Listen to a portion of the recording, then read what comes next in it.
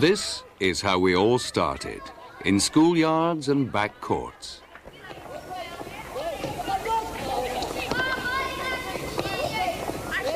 Hoping those backcourt skills would one day lead to this.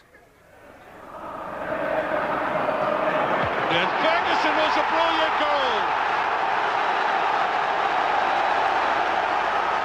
Here's back. There's Dodds, and that's in the equaliser. A brilliant goal by Dodds.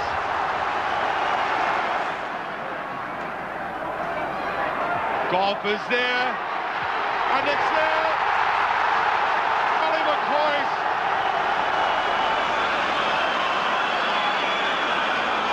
Nichols is there, Connor is there, Bett is there. All of them have scored from free kicks outside the box. There's Connor, lofting it in. The header from Mason. Aberdeen are ahead. Left is across. McCoy's backing into Willie Miller. The referee has given a penalty kick. Well, that is quite remarkable. The referee insisting that all players stay out of the box. Here goes Walters against Snuggers. Rangers are back on level terms. There's just 2 minutes remaining in the first period of extra time as David Robertson launches the long throw into the box. Van der Aert got a touch. There's Nicholas. It's back to Mason. 2-1 to Aberdeen. This kind of football requires very little organisation. But the grown-up game needs structure, and that's why the Scottish Football League was created in 1890. There had been football before the league, of course. The first ever Scotland-England international, a 0-0 draw, was played in 1872 at Hamilton Crescent in the Partick area of Glasgow.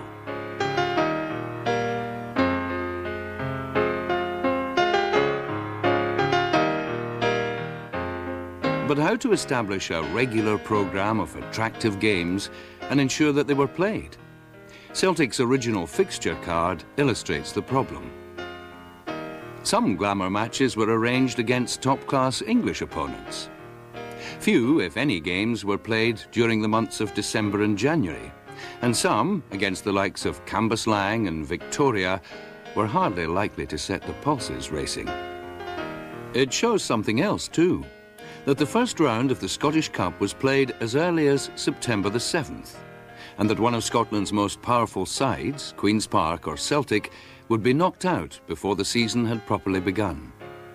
Mr. Peter Fairley of the Renton Football Club thought he had the answer and sent the following letter to his friends. Gentlemen, you are requested to send 2 representatives to attend a meeting to be held in Holton's Commercial Hotel, 28 Glassford Street, Glasgow, on Thursday the 20th at 7:30 p.m. Business? To consider the question of organising league matches in Scotland. And so it was, on March the 20th, 1890, 12 club secretaries met near Glasgow city centre to discuss the plans for the proposed league. 14 invitations had been issued, but Clyde and Queen's Park, the aristocrats of the game, stayed away. Queen's Park, amateurs then as now, believed the new league was bound to encourage professionalism. An 11-club league was formed for the inaugural season, including teams such as Vale of Leven and Renton, who once numbered among the football greats of their time, but were by now little more than village clubs. But Renton didn't last, being expelled for an early flirtation with professionalism, leaving only Dumbarton and Vale of Leven from a county which played such a crucial role in the birth of organised football in Scotland. Over a decade earlier, Vale of Leven enjoyed 3 consecutive Scottish Cup victories. A few years later, their neighbours Renton won it twice, and by going on to defeat FA Cup holders West Bromwich Albion, had the cheek to call themselves champions of the world. A few miles away, along the banks of the Leven, another club was destined to become the first ever champions of the new Scottish League. Boghead Park, the oldest of all Scottish football grounds. It was here that Dumbarton Football Club won the first ever league championship, shared with Glasgow Rangers. The following year, the men from Boghead won the championship outright. But professionalism was coming, despite these brave words from the Vale of Leven chairman. Contestants in the age of the ancient Greeks strove harder for the honour of being the victor than the paid athletes of these days do. I strongly urge all players to keep themselves free from the stain of professionalism. This was a pious hope. By the early years of the new century, players such as Bobby Templeton of Kilmarnock were making £5 per week and being put up in the local Temperance Hotel. There was even the beginning of player sponsorship. The great Jimmy Quinn of Celtic advertised a product with the marvellous name of Bogue's Rheumatic Rum. Other players did even better from the game. The Queen's Park and Rangers player R.S. McCall put the money he made from football into a sweet shop, which earned him the nickname of Toffee Bob, and incidentally also made him a fortune. Great players and marvellous club achievements were popularising the game throughout the land. In the 1898 season, Glasgow Rangers completed their league programme without conceding a single point, an accomplishment which has never been equalled and can never be surpassed. Everywhere, Scots played football in their leisure moments. They played it on Sunday school picnics, on works outings, often not bothering to remove their caps. But then, neither had the earliest players. The network of league clubs was beginning to spread beyond the central belt, with the inclusion of Kilmarnock in Ayrshire and Raith Rovers from Fife, as well as Dundee from Tayside and Aberdeen from the north. Indeed, two of those teams, Dundee and Raith Rovers, provided us with some of the earliest recorded film footage of league football in Scotland when they met at Dens Park in 1911.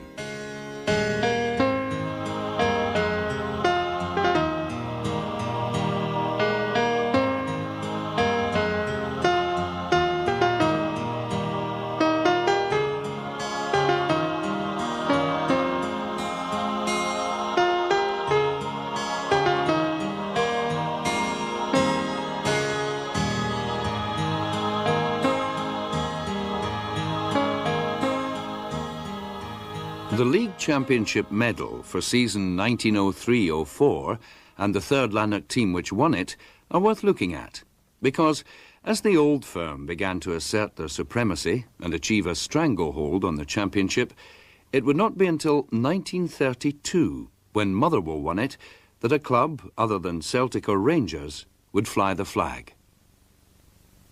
The great Celtic side of the early 1900s was virtually unbeatable. Hardly surprising with such legends as Jimmy Quinn and Jimmy McMenemy in their side. As skills improved, so did facilities. The early wooden pavilions disappeared as grounds were developing a more modern look. Even in those days, there were executive boxes at Celtic Park in the glass-fronted Grant stand. A noble effort, but they'd forgotten that the fans' breath would steam up those sealed windows, and the plan failed.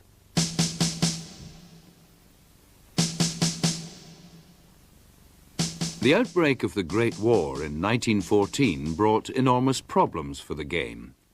But the government was anxious that football should continue, as the grounds were valuable sources for recruitment.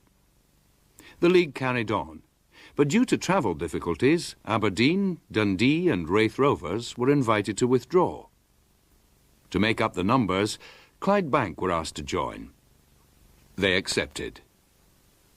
Scottish football got the royal seal of approval when, in 1917, King George V held an investiture at Ibrox Park, at which he decorated hundreds of servicemen. Many top players enlisted, and curiously, even after the death of Eddie Garvey of Queen's Park, his cigarette card still appeared with a note that he had died of wounds. Several Hearts players also lost their lives, having volunteered for active service. This war memorial, unveiled at Edinburgh's Haymarket in 1918, pays them lasting tribute. Then, suddenly, in November 1918, the war was over, and football boomed as never before. Fans flocked to the games in their thousands. Indeed, football became so popular that there was talk of a breakaway league. In 1922, the league authorities had to bow to popular demand by reviving the second division, which had been a wartime casualty. As that boom continued unabated, a third division was formed in 1923, bringing league football to such unlikely places as Annan, Beath, Clackmannan and Lochgelly. In Lochgelly, a local cinema owner who usually filmed the matches placed a great deal of emphasis on crowd shots, knowing that a week later the fans would flock to his cinema to see themselves, as well as the skills of the stars on the park.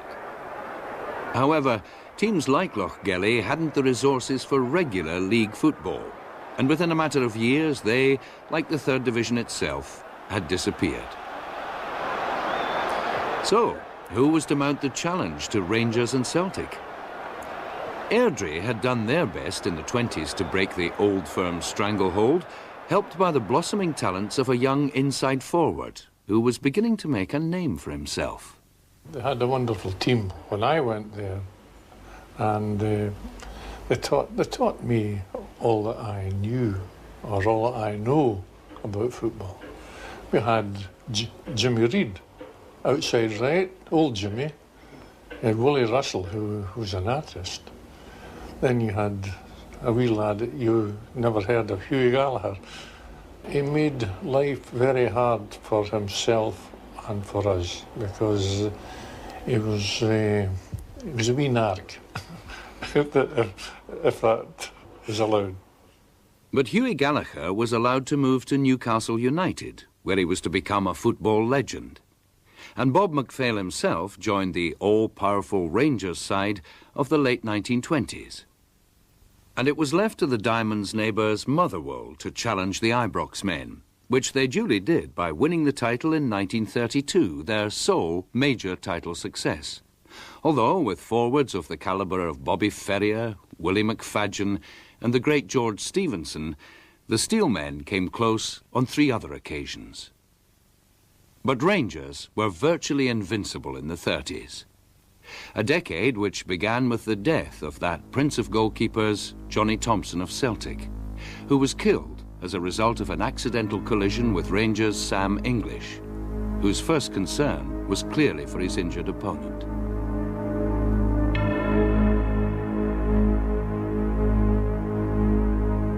The death of John Thompson would ensure him a permanent place in Celtic's folklore. After Thompson's death, a somewhat inconsistent Celtic side enjoyed more Scottish Cup than league success, whereas throughout the 30s, arch-rivals Rangers struck fear into opposition hearts wherever they appeared, even when taking the field in unfamiliar jerseys, as in this league match against Queen of the South at Dumfries.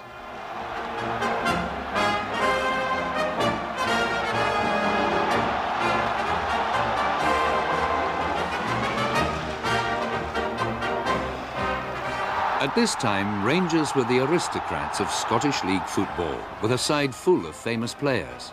And Bob McPhail recalls perhaps the most celebrated of them all, Alan Morton. He was pocky, a good player, and if I wasn't giving him the ball, or enough of the ball, he would shout to me, "Haw, Bob!" And "You forget me, I'm here." And that reminded me that I hadn't given him a pass for the last 2 or 3 minutes. Of course, not all the game's aristocrats played for Rangers.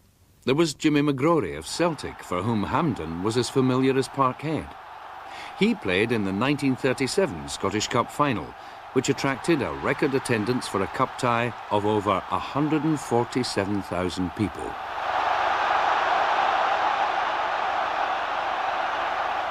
Then there was Tommy Walker, Edinburgh's darling, who just kept on scoring such vital goals against England at Wembley, like this equalising penalty kick in the 1936 match. And in the 1938 visit to Wembley, the Hearts forward scored the only goal of the game. Scotland plays England each year at Hampden Park, alternatively with Wembley. The teams come onto the pitch with Scotland in dark shirts and England in white. The 1938 match played at Wembley was won by Scotland.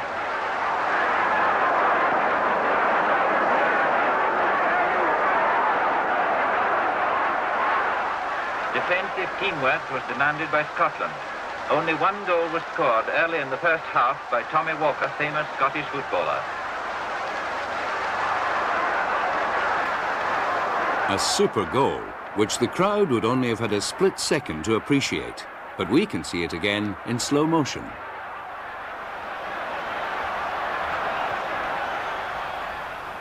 For Tommy Walker, as indeed for many other players, an immediate change of uniform was required, because unlike the Great War, this time the league programme was abandoned as soon as hostilities began. Willie Thornton won a medal of a different sort, the military medal, but a mere war didn't stop him from playing his football. I was 4.5 years overseas in through the Middle East and through the Italian campaign. We were pulled out of the line on 3 occasions to play against teams who were flown out. Matt Busby brought a team out once, Stan Cullis brought a team out, and we were the 8th Army team, which included an outside left who played with Willie Waddle of Strathclyde, Charlie Adam. There was some competitive football played throughout the war, from which important innovations emerged, like summer football and the League Cup competition. The war also provided an opportunity for small-scale fundraising events, like this charity match at Bog Head in 1945 between Dumbarton and Hibernian, which seems to have been taken more seriously by the players than some of the spectators.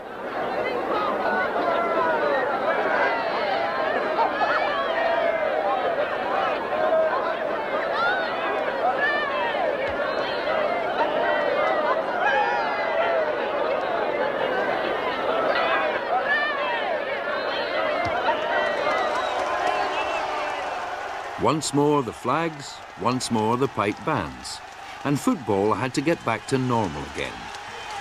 But normal did not mean the same as before.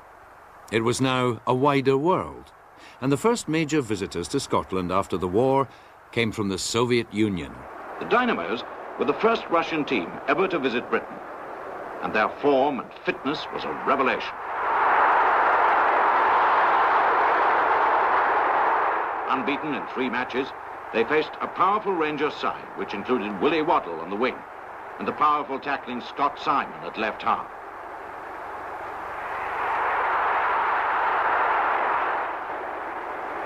But it was Rangers who took the honours. They were freshest when the final whistle blew. They left the Russians decidedly groggy.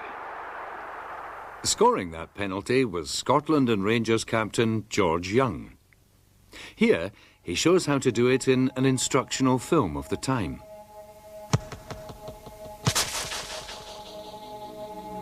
Jackie Husband and Willie Waddle were there too.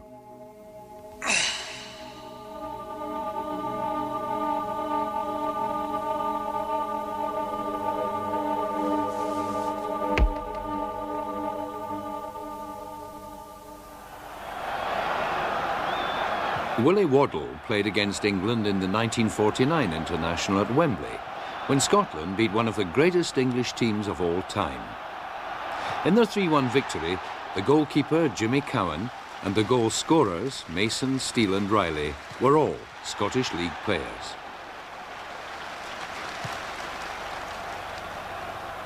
Mason got the first.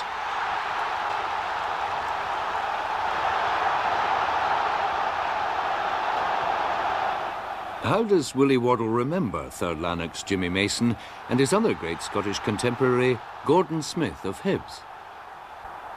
Mason was studied and took his time to size things up and judge where the opposition was. Jimmy Mason was a great inside forward. A great football brain, and not at 100 miles an hour. And Gordon, I'm still great friends with Gordon. And although we were rivals, it was a friendly rivalry. And we respected it. We had different talents. Gordon had the added quality that he was good with the ball tight at his feet. I needed a bit of space. And space was what the Hibernian team put between themselves and the rest of the First Division in the late 40s and early 50s. The famous five were indeed a formidable force. But it takes more than 5 players to win championships like they did. Hearts responded to Hibs' success, and suddenly Edinburgh was stirring. For the first time in 50 years, Hearts started winning competitions. They brought 15,000 people to Palmerston Park in Dumfries on this particular day in 1950.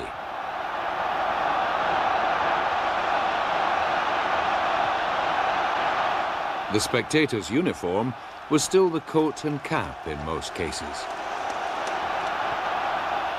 The class of such players as Jimmy Wardhaw shone through.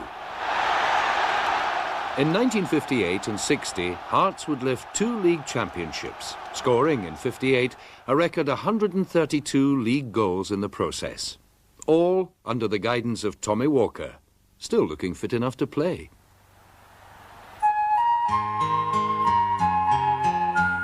In 1957, no one could have predicted the outcome of the League Cup final when Celtic went in as underdogs against their arch-rivals Rangers. It really did seem that every time Celtic attacked, a goal came along.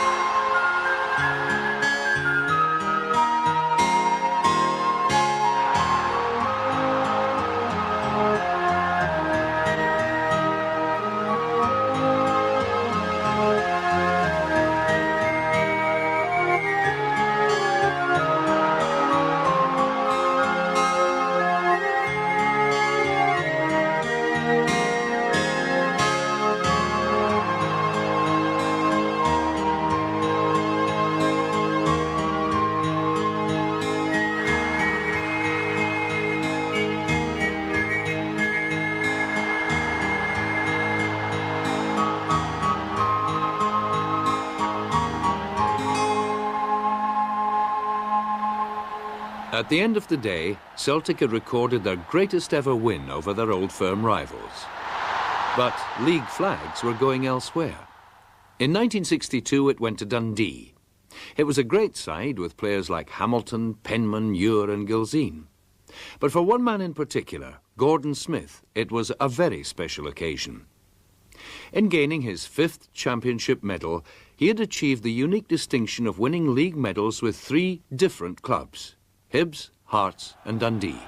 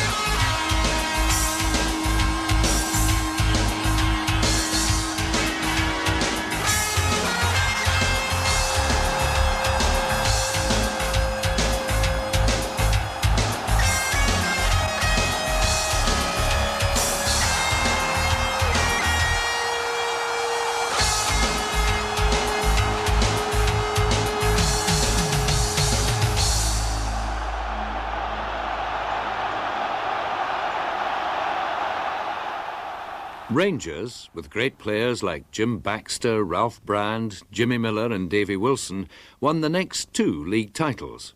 And in 1964 they won the League Cup as well, beating their oldest rivals 2-1 in the final. But the next year's league flag was snatched dramatically by Kilmarnock, who had never won the title before. It was a real cliffhanger because on the last day of the 1964-65 season, Killie had to go to Tynecastle and win 2-0. Nothing less would do. Much better Kilmarnock play.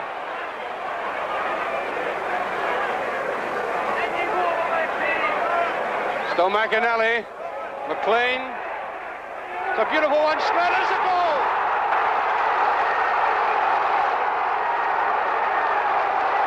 What a goal by Snedden, engineered by young McLean on the right wing. And so with 17 minutes still to play in this first half, Kilmarnock have got one of these very precious 2 goals that they're after. Snedden, Bertie Black. Still Black. He's putting it forward to McElroy. And it's a goal! It's a goal by McElroy. Gordon's in there. Watson clearing. McAnally. Well, I don't know how long this game's going to go on. It's played well overdue by me. A great save! Magnificent save by Ferguson. Willie Waddle has gone mad. He's running onto the field. There is Willie Waddle. Right on he goes. There is Willie Waddle, and what a joyful man he must be. Fantastic scenes. Waddle being hugged by supporters, by players. And if ever a man has gone out of Scottish football with a blaze of glory, it's Willie Waddle. They were good players with a bit of pride. They had pride in Kilmarnock at that time, which I'm a wee bit sorry about. It's gone out of the game professionally now. But professional footballers in these days were proud fellows. Having won the league championship, I said to myself, well, Waddle, you can't do any more. You can't do any better. You'll only go back the way. And in my playing days and in my managing days, I went out when I felt I was at my peak. And I never regretted it. As Killie were winning that title in Edinburgh, Celtic were taking the Scottish Cup at Hampden. 6 months later, they were back there on League Cup business. Beating Provan on the outside, then trying to swing past him. Penalty. Second penalty of the match. This time the man who's penalised is Provan. So, Rangers 0, Celtic 2. Final score 2-1. And the start of the greatest trail of triumph in the history of League and League Cup competition. Big Jock came back and certainly inherited a very talented squad of players, but he developed them and persuaded them to perform to their potential. Yeah, he changed things dramatically. He asked players to do the things that they were capable of. He never asked for any complicated tactics. Everything was straightforward, and everything was refreshing, and everything was fun. In the early days, it was marvellous. It was terrific. You enjoyed coming to training. You enjoyed looking forward to games, and we never any time thought that anyone could beat us. Or, shall I put it a different way, we never ever thought there wasn't anybody that we couldn't beat. 1967 was a year filled with pride for Celtic and their chairman Bob Kelly, as his club won every honour for which they competed, becoming the first non-Latin side to win the European Cup. It was the age of the greatest collection of players ever to wear the green and white hoops, an era when names such as McNeil, Johnston, Murdoch, Lennox and Dalglish were winning 9 championships in a row and writing a glorious chapter in the history of Celtic Football Club.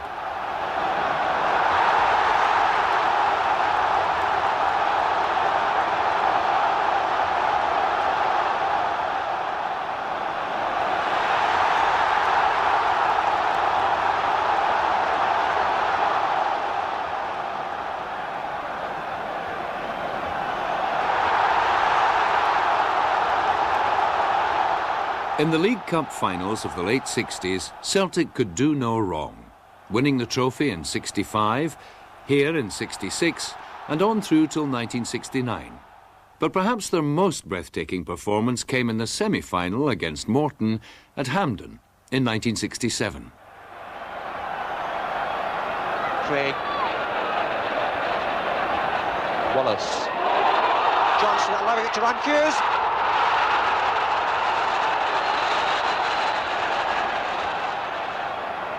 Playing it back to Hughes. Off captain retreating, not certain what to do against this giant of a winger.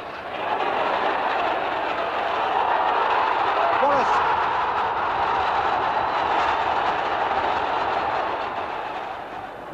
Arentoff.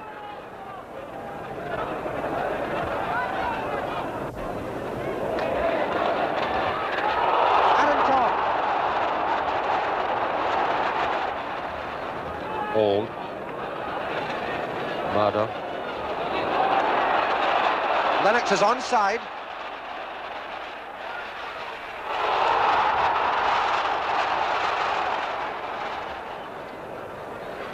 Murdoch.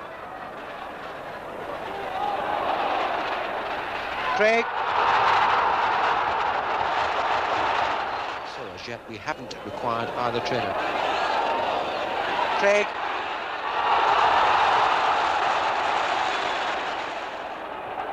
Hughes.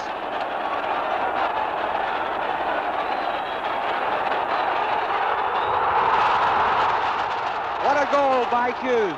Celtic at their best.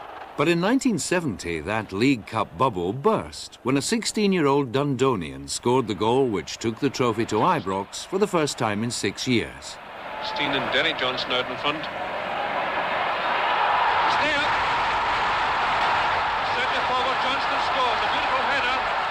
Johnston's cross. That Derek Johnson goal is now part of Ibrox folklore. But a year later, Celtic were back in the final. Their opponents, Partick Thistle. And it was to prove the most dramatic upset in the history of the competition. Down to Ray. And it's a goal! Ray scores for Crystal. McQuaid flicking it forward to Bowen. On to Laurie. Laurie, edge of the box. Inside, right foot shot to the far side, and it's there! Laurie scores a sensational goal. Laurie with a corner. Up go the heads. Chance for Thistle. McQuaid scores! A sensation. 30 minutes played, and it's 3-0. Taken by Laurie. In comes Bowen. Walks the ball into the net. It's 4-0. Final score, 4-1. And joy for the Giants. But sadly, back in 1967, and little more than a goal kick away from Hampden Park, an old friend had died of neglect. Third Lanark were no more, and all that remained were memories of the great Third Lanark stars whose skills had once graced Cathkin Park. Even among the dereliction, football went on, as it does to this day, on the newly landscaped site. But while Third Lanark were grinding to a halt, the Celtic League flag bandwagon went on and on. And in 1973, they sealed one of their closest fought titles with this victory at Easter Road.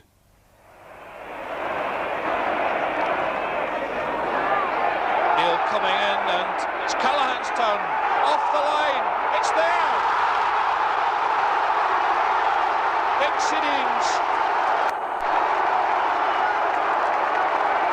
Grain breaking quickly. Celtic have extra men. Johnston on the right. Dalglish. And mix-up. It must be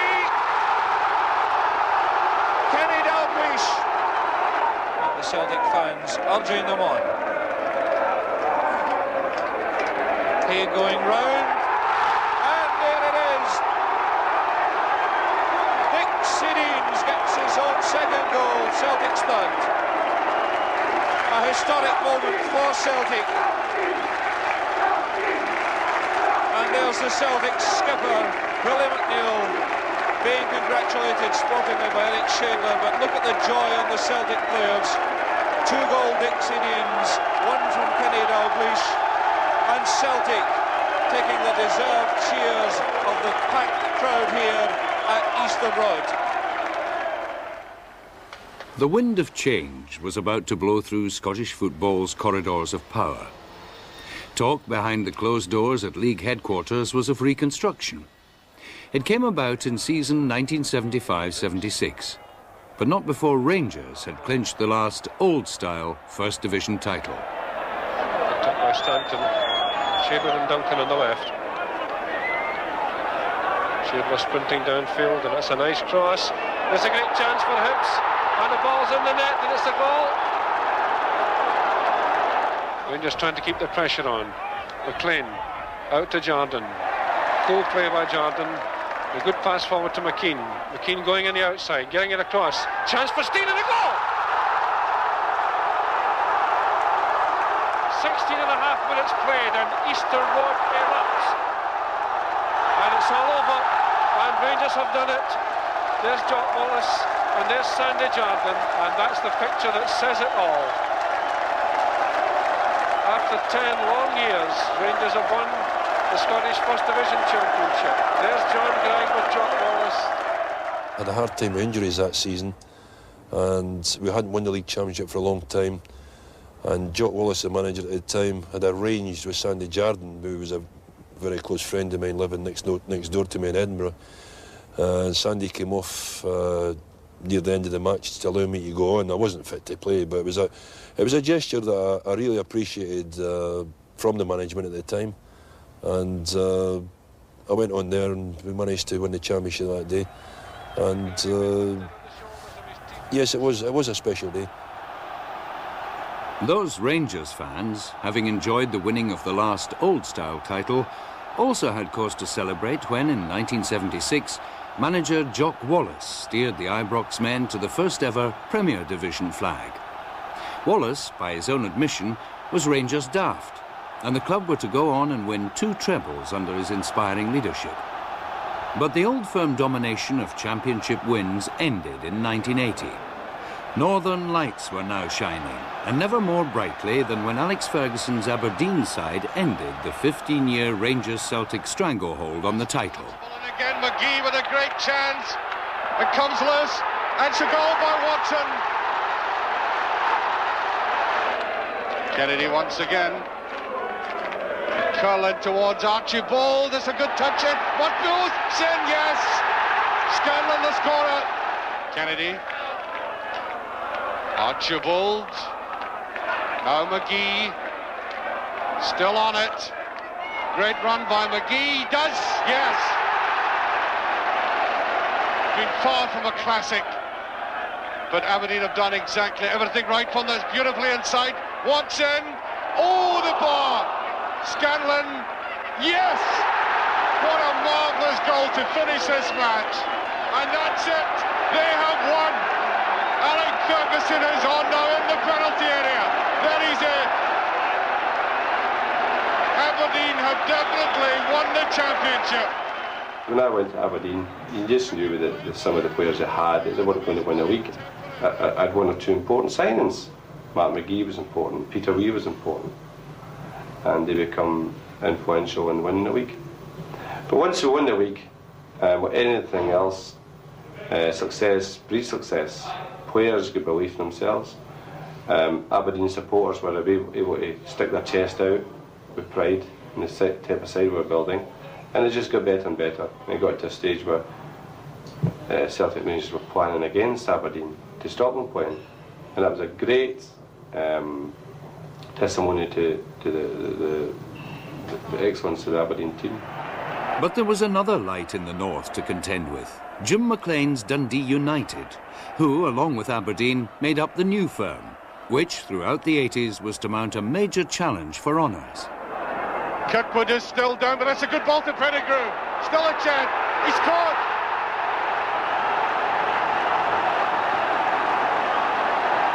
Minutes gone. Dundee United have taken the lead. Holt. Sturrock on the left again. Fleming is inside. There's Pettigrew done it.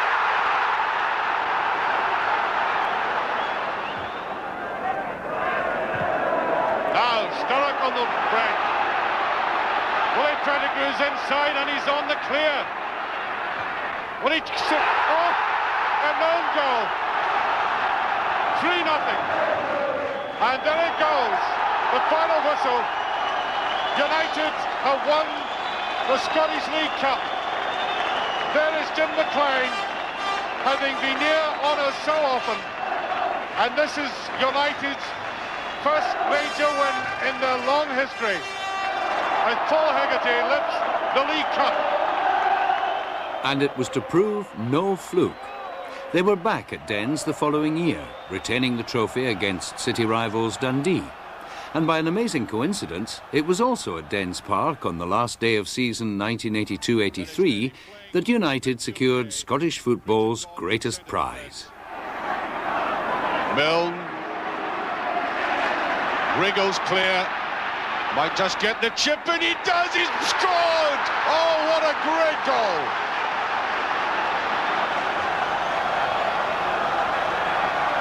Yes, Sturrogan nearly goes down, penalty kick.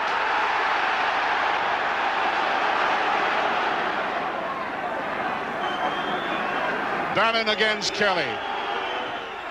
He saved it. That's it, though. The second. Fraser. Up come the blue shots. There's Sinclair trying to get in. Ferguson. He's done it. 2-1. If it is possible, I have my eyes on the referee. It's gone. That's it. The finish. United have done it for the first time in their history. The Scottish Premier Division champions, and there is a man. He has been a great manager, and winning this title is the outward manifestation of it. And no doubt he'll bring himself tonight to a smile.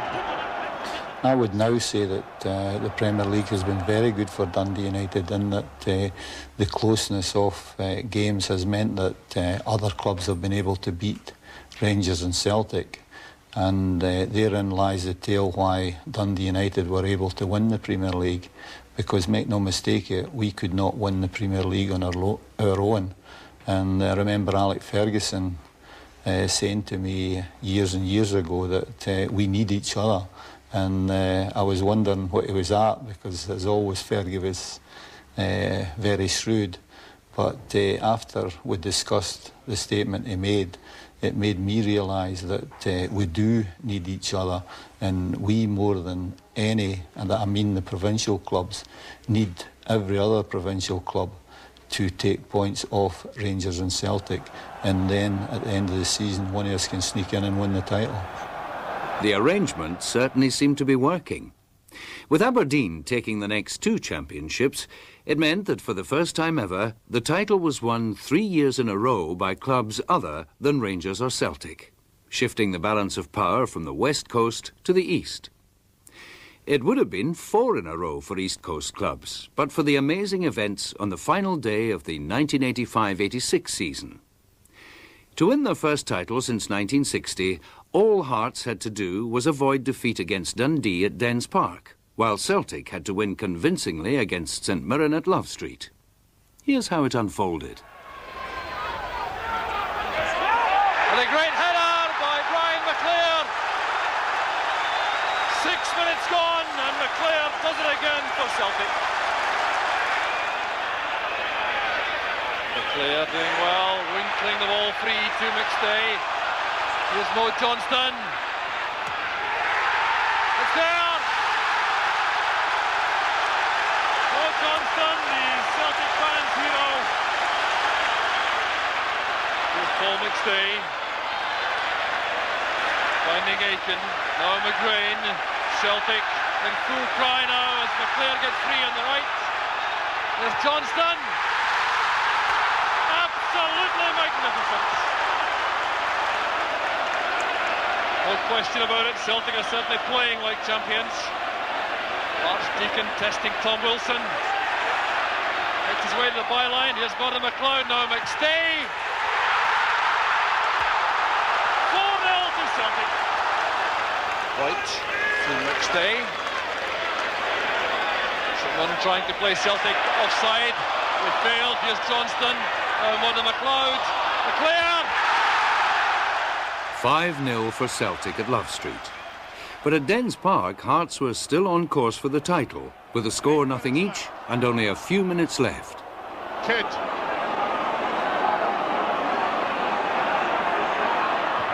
Run is good round the outside, and McDonald happy to step in, concede that corner kick.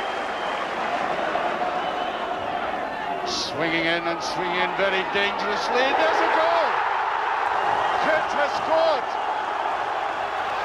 Paul McStay. Well, Stuart, we need 2 bites. Now that must be a goal for Dundee. Sheer bedlam around the stadium. Well, you don't need to hear any more news than that. Dundee clearly has scored at Dens. And let's lift off near at Clough Street. And this is now so agonising for Hearts. Will this championship disappear from the very eyes? Kent, what a marvellous substitution this has been for Dundee and Hearts. Looking slightly ragged, it's a great check. They've done it. 2-0. A brilliant goal by Kent, his second. And there's the final whistle. Celtic have won by 5 goals to 0. Paddy McGrain goes on to convey the news of the position at Dens Park. The Celtic supporters invade the field. It's only a formality to hear that Celtic have won the league championship in the most dramatic fashion. Only hearts of stone could fail to sympathise with the Edinburgh team and its supporters.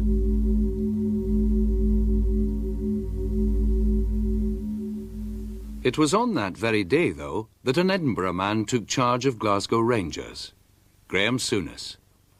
He and league success were to become well acquainted over the next 4 years, with the Ibrox men taking 6 of the 8 league honours available. Rangers' last 2 Scottish League championships were won with points to spare. Wilkins and Sterling. And there it is, and it's in! Beautifully by Sterling. Did well to get out of that. Oh. They have to teach each other. Look at this comedy of errors with Drinkle. Well, that's not a bad ball there. A great goal, Sterling. All superbly taken by the big man. He is having a field day. Looking for Walters, and he just gets him there. Price. Oh, brilliant goal, Drinkle. Oh, yes, superb goal. Off. Here's Ferguson. Cowan. There's a race forward, no offside. Drinkle. And he done it. His second. Rangers fourth.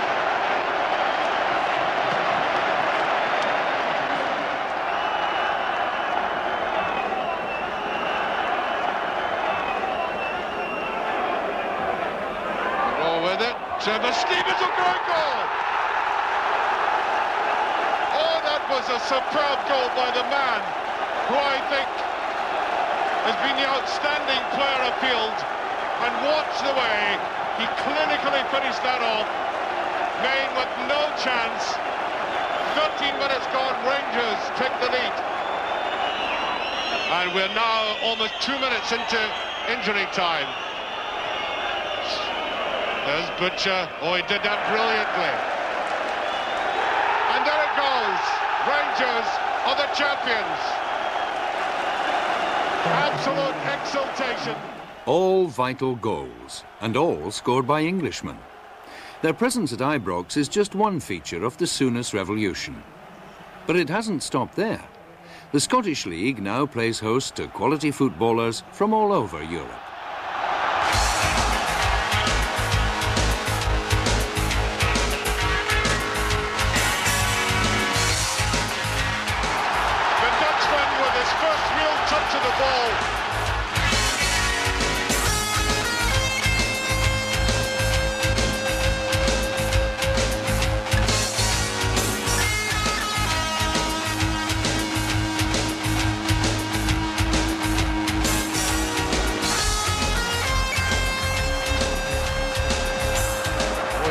Very well. stick rod there. Stolperson, that's a beautiful goal.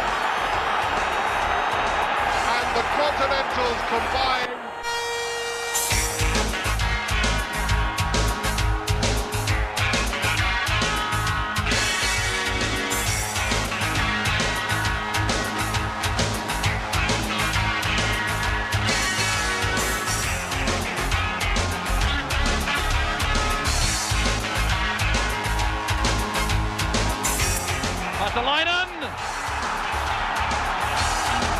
Superbly finished for Dundee United.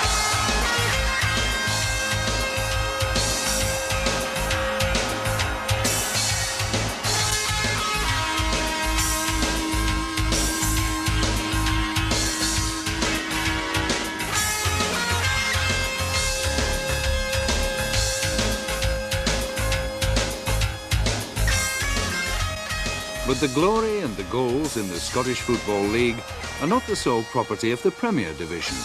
Great goals are scored at Stennismuir, Brechin and Methil too. East 5 now using the long ball tactic, and it bounces towards Paul Hunter. Paul Sexton with the throw. Tom Condy trying to control the ball. There's Walker. What a goal! And it's knocked down.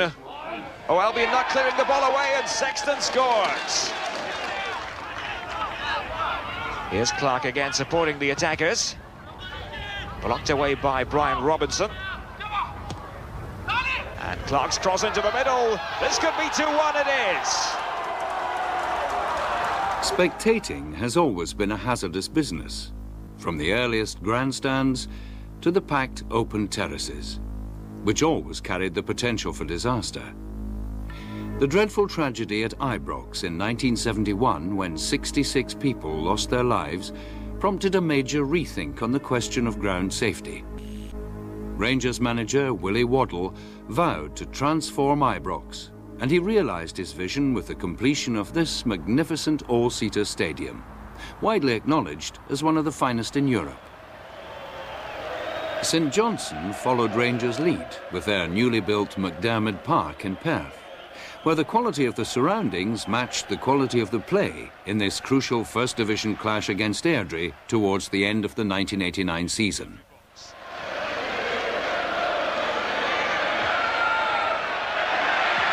First time shot, it was deflected, and Martin pulled off the save of the season.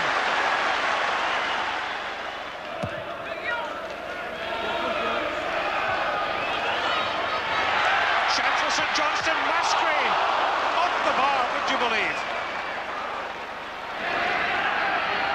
Guinness, very deep. Break on through the middle for St Johnstone. Super save by Martin. Denies Sherry. Trent turning well. Moore, the danger man now. Maskey to the near post. Cherry off the bar. And for the second time in the match, St Johnstone hit the bar.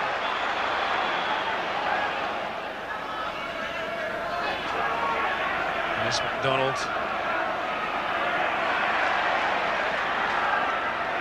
Close attentions of trainer, and Mascray slipping McKeown for the first time. St Johnstone attackers making the run. Grant at the far post. Moore, Grant off the bar again. Incredible for the third time.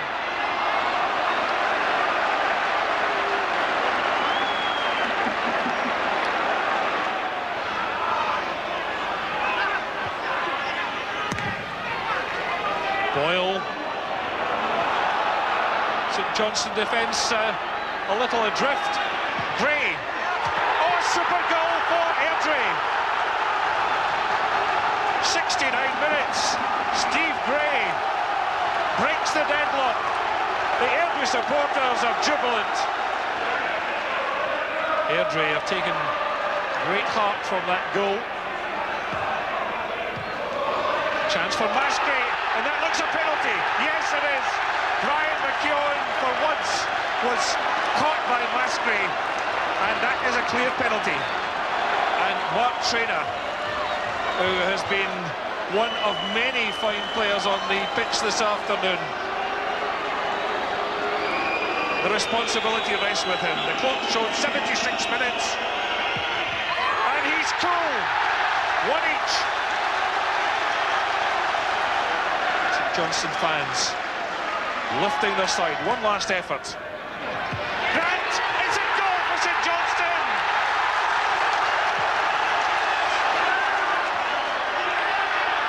The crowd know we're inside the last minute.